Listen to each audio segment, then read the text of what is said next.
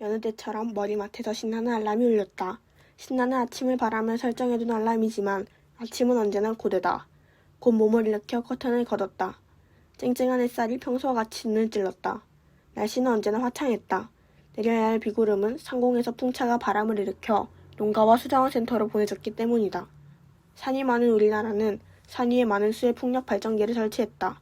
풍력 발전기와 바람 덕분에 항상 우리는 맑은 날씨에서 살아갈 수 있게 되었다. 그리고 모처럼의 휴일이지만 나는 늦잠 대신 알찬 하루를 택했다. 나는 요즘 통 바빠 치우지 못한 쓰레기를 먼저 버리러 쓰레기장으로 내려갔다. 그리고는 쓰레기를 배출기에 우르르 쏟았다. 쓰레기는 매립지로 모여 묻혀지는 예전 방식을 탈피한 지 오래였다. 예전에는 큰 문제가 되던 쓰레기 배출, 재활용 문제는 마침내 해결 방안을 찾았기 때문이다. 여러 식물들의 섬유질 구조를 기본 바탕으로 하여 튼튼하고 질긴 친환경 소재가 개발되어 쓰레기가 배출되어도 환경오염이나 매립지 부족 등의 문제를 야기하지 않았다.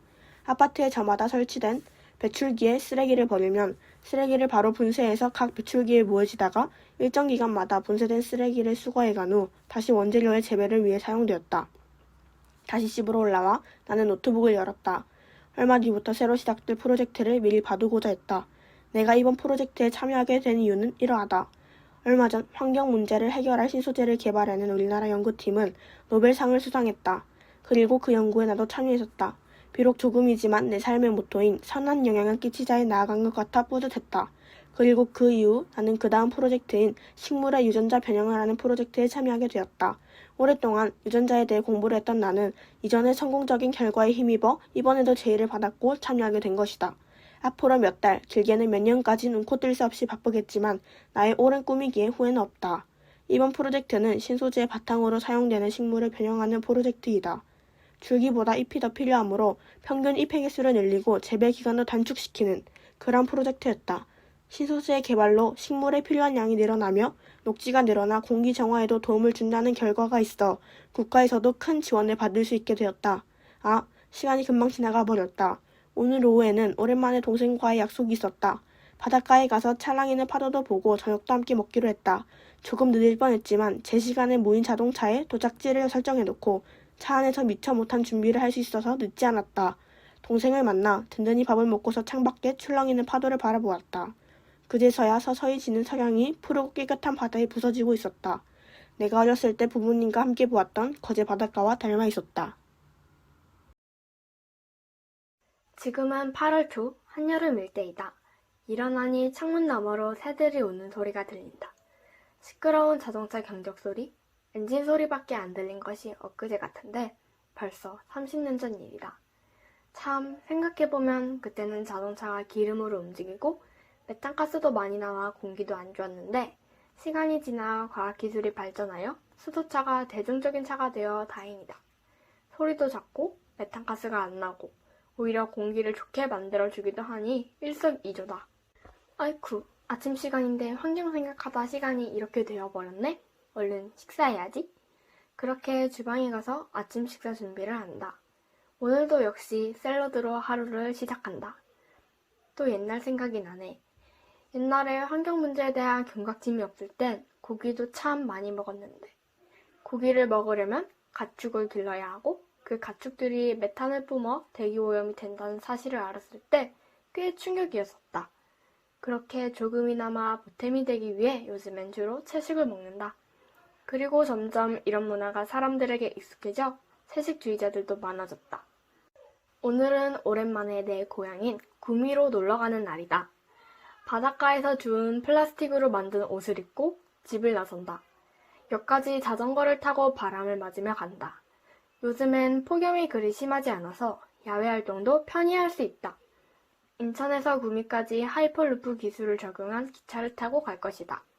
하이퍼루프는 진공 상태에서 기차를 움직이는 운송수단이다.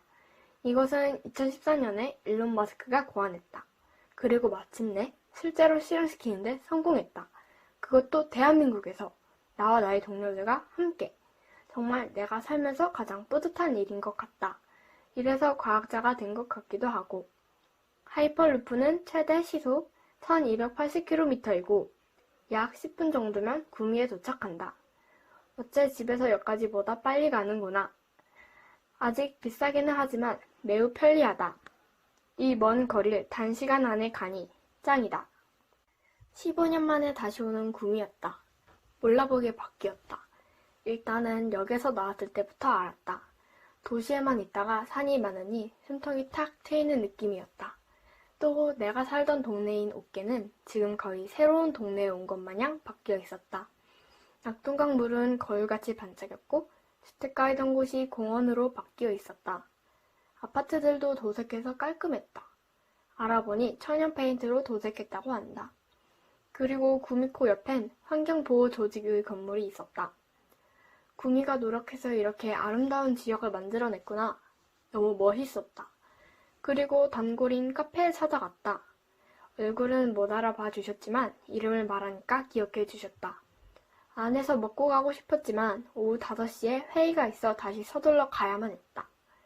음료를 받을 때 사장님께서 빨대를 먹어도 된다고 하셔서 의아해했는데 쌀로 만든 빨대라 먹어도 된다고 말하셨다.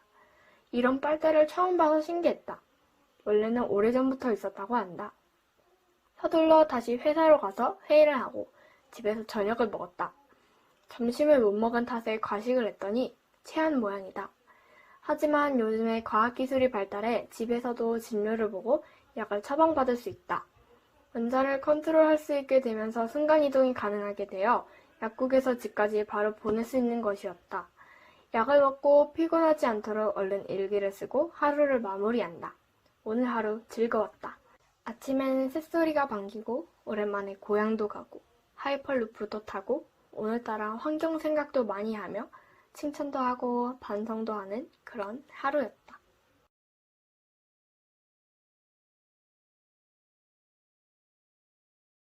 아침 7시.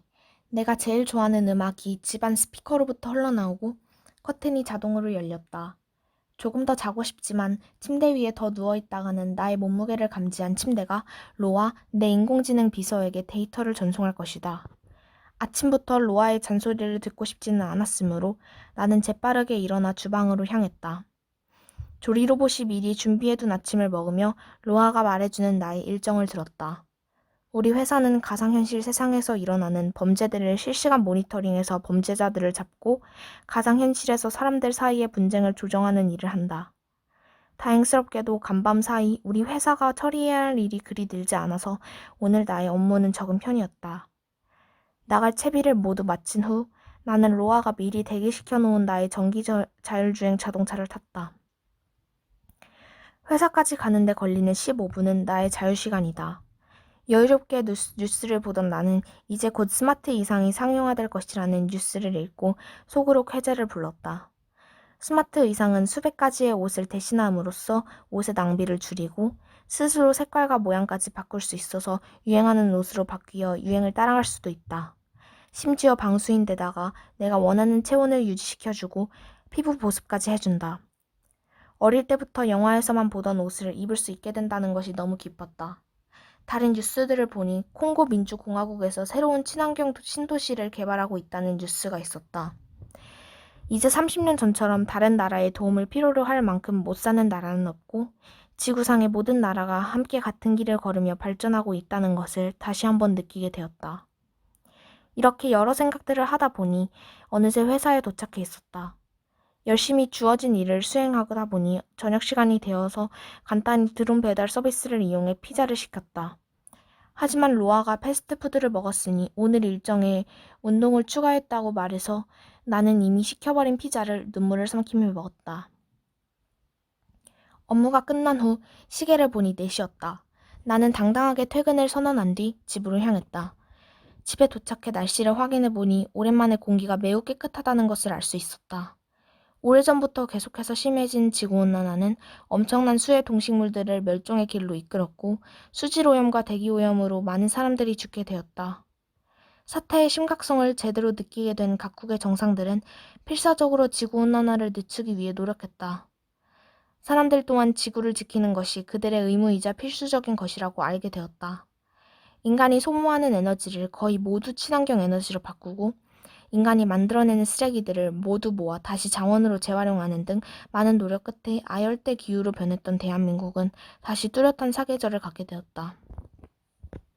하지만 아직까지 수질오염과 대기오염 등 해결해야 할 문제가 많았다. 특히 대기오염은 아직까지 마스크를 벗을 수 있는 날이 손에 꼽을 만큼 심각했다. 그러므로 일찍 퇴근한 날에 마스크를 벗고 외출할 수 있다는 것은 엄청난 행운이었다. 나는 날씨 예보를 보자마자 홈트레이닝을 하려던 마음을 바로 접고 외출 준비를 했다. 공원에 가보니 역시나 좋은 공기를 만끽하기 위한 사람들로 붐비고 있었다. 공원까지 걸어서 온 탓에 에너지 소모량도 컸고 마침 배가 고플 시간인 6시 30분이었기 때문에 운동을 하기 전에 나는 내가 제일 좋아하는 공원 근처의 맛집으로 갔다. 그 식당은 분자 요리를 기가 막히게 잘하는 식당으로 유명했다. 요리사들은 손님들이 마음껏 관찰할 수 있도록 투명한 유리 뒤에서 요리를 했다. 분자 요리를 하는 도중 나타나는 신기한 화학 반응은 보고 또 봐도 정말 재미있었다. 주문한 음식을 맛있게 먹고 난 뒤에 나는 다시 공원으로 갔다. 공원 한 바퀴를 다 돌았을 무렵에는 어느새 주변이 어둑어둑해지기 시작했다. 아침에 모아둔 태양 에너지를 사용하여 가로등들이 켜지기 시작했다. 나는 딱 한 바퀴만 걷고 집에 가려고 발걸음을 재촉했다. 그때 사람들의 환호성 소리가 들리더니 하늘에서 드론들이 나타나기 시작했다. 나는 로아에게 이게 무슨 일이냐고 물었다. 로아는 오늘은 지구의 날인 4월 22일이므로 공원에서 드론이 홀로그램 쇼를 한다고 말했다. 올해 쇼의 테마는 작년의 대기오염 테마와는 다르게 재활용이라는 것도 친절하게 덧붙여준 로아는 공연을 보고 갈 것이냐고 물었다. 나는 그렇다고 말하고 공원의 중앙으로 갔다. 쇼를 보는 도중에 나는 드론이 이번 테마에 맞게 알루미늄 캔과 플라스틱을 재활용해서 만들어진 것이라는 것을 알아냈다. 수많은 드론들이 만드는 아름다운 모양과 드론들이 띄우는 생생한 홀로그램들에 감탄하며 쇼를 감상한 후 나는 집으로 돌아와 씻고 침대에 누웠다. 평소 잠자리에 드는 시간보다 늦은 12시 30분이지만 내일은 주말이었기 때문에 부담감이 없었다. 내일에는 무엇을 하며 평일에 쌓인 피로를 풀까 생각하며 나는 잠에 들었다.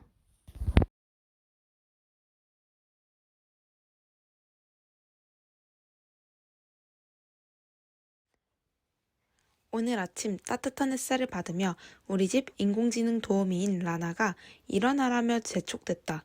라나는 집안의 청소, 빨래, 설거지, 깨우기, 강아지 케어, 스케줄 관리 등을 하며 우리 집에 없어서는 안 될 존재이다. 라나의 재촉임에 일어나 어김없이 병원 출근을 했다. 아침부터 정신없이 들어오는 환자들 때문에 혼이 나갔다. 가장 먼저 눈에 띈 환자는 나노 로봇을 삼킨 어린 꼬마아이였다. 꼬마아이는 장난감을 세척해주는 나노로봇을 삼켰다. 나노로봇은 매우 작아 장기에 들어가면 찾기가 어려울 뿐만 아니라 장기의 손상을 일으킬 수 있어 먼저 엑스레이로 나노로봇으로 보이는 물체를 찾은 뒤 담당과 선생님께 콜했다. 뒤이어 들어온 70대의 할머니는 바깥의 황사먼지, 미세먼지, 초미세먼지, 위독가스 등이 폐에 오랜 기간 쌓여 폐에 손상을 일으켜 급히 폐를 이식해야 했다. 폐의 색깔이 노랗게 변해 그 상태는 더욱 심각했고 할머니의 연세와 지금 의식 상태를 고려해 3D 프린터로 만든 폐를 이식하기로 결정했다. 우리 병원 안에는 3D 프린터과가 있었고 환자의 폐가 이미 너무 나빠져 공여자를 찾을 시간이 없으니 3D 프린터로 제작해달라고 했다. 3D 프린터과에서 제작한 폐로 할머니는 정상의 폐보다는 아니지만 노랬던 폐로 숨을 쉬었던 것과는 비교가 안 될 정도로 회복하셨다. 이처럼 3D 프린터기가 위독한 환자들에게는 한 줄기의 희망이 되어가고 있다. 요즘 날씨가 너무 더워 열사병으로 병원에 오는 환자들의 수가 급격히 증가했다. 밖에서 1시간 이상 있을 수조차 없는 온도에 대형 백화점이나 마트에 사람들이 몰리면서 거리는 한적해지고 병원에 오는 노동자들의 수만 점점 늘어갔다. 어쨌든 대형 백화점이든 마트든 사람의 손을 거쳐야 지어지니 말이다.